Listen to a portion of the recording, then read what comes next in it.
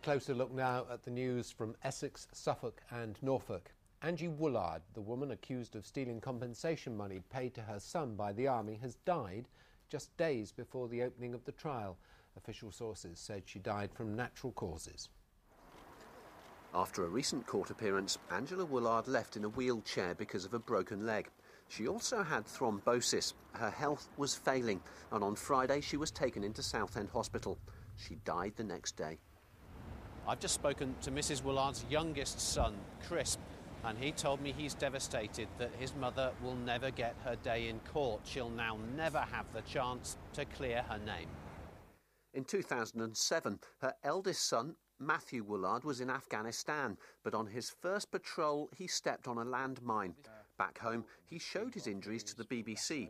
He suffered burns and lost his lower right leg. He was awarded compensation of nearly £200,000. His mother supported him and spoke to Look East. I'd mentally prepared myself, but then still, as soon as you just see them, you just want to get to them and just give them a big hug. But she was later accused of taking nearly £11,000 of his compensation money, an allegation she'd always denied. Today, her next-door neighbours said media coverage had given people the wrong impression of Mrs. Woolard. They said she should be remembered as a caring mother. And that she was not a bad woman.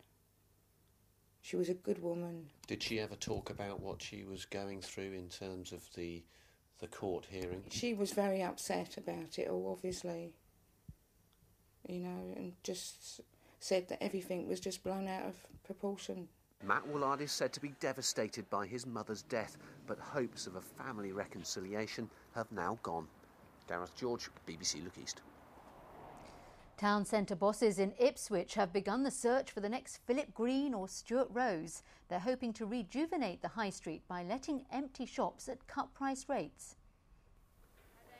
A retail unit to let in the high street. Nothing unusual in that, except in this case there is. The unit in question at the Buttermarket shopping centre would normally cost around £1,000 a week in rent, business rates and insurance. But for people with a smart business idea, it's on offer for a trial period for just £20 a week as a contribution to cover the utility bills. It's what's called a retail incubator, and it's believed to be one of the first of its kind in the country. It can be anything from fashions to shoes to jewellery. We're just really looking for someone who's just got a new idea, something they want to try. It can be things that people have done many, many times before, but do with a new slant. So very much an open mind. The local councils teamed up with the Buttermarket and the Suffolk Chamber of Commerce to try out the idea. It's backed with government money aimed at making use of empty shops. But with such a cheap offer, won't other traders be up in arms? No, we're delighted at how many of the other businesses in the town centre are really backing the idea, because they'd rather see us supporting someone coming into a shop and perhaps being a brand name of the future than having an empty shop. So no jealousy at all, absolutely delighted.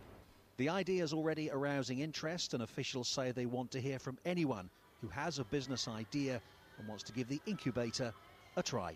Kevin Birch, BBC Look East in Ipswich. A man arrested following a siege in Braintree will appear in court tomorrow, charged with affray and making threats to kill.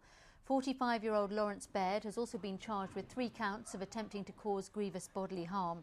He's currently in custody and is due to appear before magistrates in Chelmsford in the morning.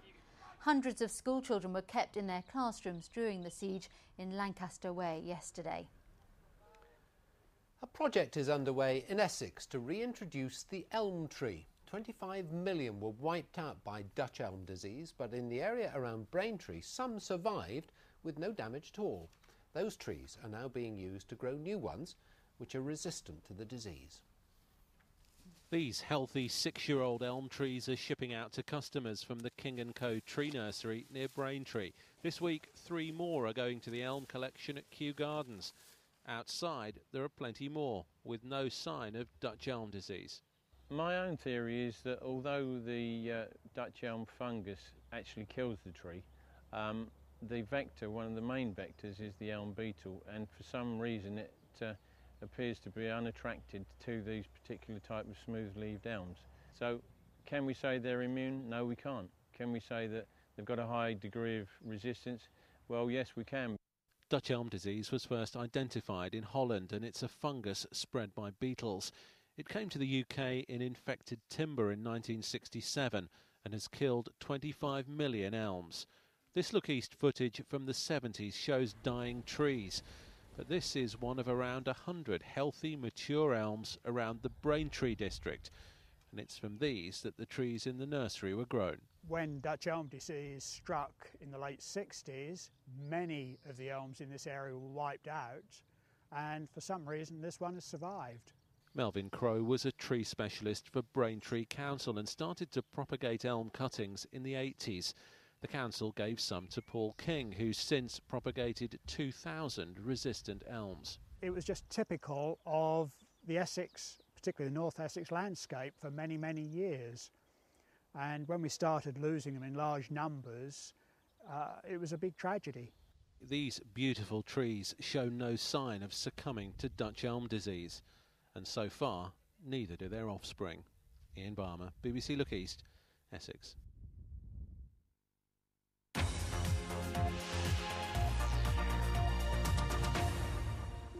It's exactly a month to go before the Latitude Festival in Suffolk raises the curtain on another 4 days of the arts, everything from poetry to pop.